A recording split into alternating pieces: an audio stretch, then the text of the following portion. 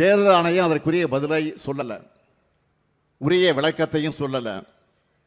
பீகார் மாதிரியே தமிழ்நாட்டில் இருக்கக்கூடிய மற்றும் சில மாநிலங்களையும் செய்ய நினைக்கிறாங்க.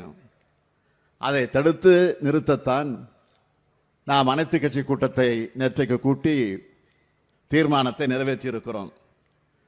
நாம் நடத்தின கூட்டத்துக்கு கூட இன்றைக்கு எதிர்க்கட்சியாக இருக்கக்கூடிய அதிமுக அதில் பங்கேற்கல, இன்னும் ஓரிரு கட்சிகள் அதில் பங்கேற்கல.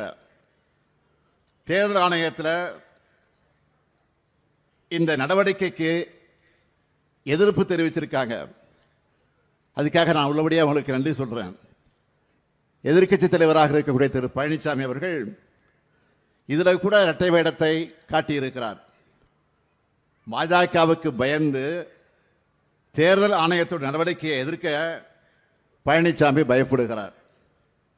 அதே நேரத்தில் அதிமுக தொண்டர்களுக்கு ஒரு அறிக்கையும் அவர் வெளியிட்டிருக்கிறார். இன்று பத்திரிகையில் நீங்கள் பார்த்திருக்கலாம். இதை காட்டுகிறது, தேர்தல் ஆணையத்தோட நடவடிக்கையில் பழனிசாமி அவர்களுக்கு சந்தேகம் இருக்கிறது தான் இது காட்டுகிறது. ஆனால் அவரால் வெளிப்படையாக இதை எதிர்க்க முடியல.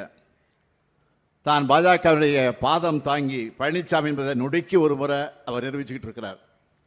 நான் உறுதியாக சொல்றேன், பாஜக எப்படிப்பட்ட சதி செயலை செய்தாலும் அவங்களால தமிழ்நாட்டில் எதுவும் செய்ய முடியாது என்பதை அழுத்த திருத்தமாக நான் குறிப்பிட விரும்புகிறேன்.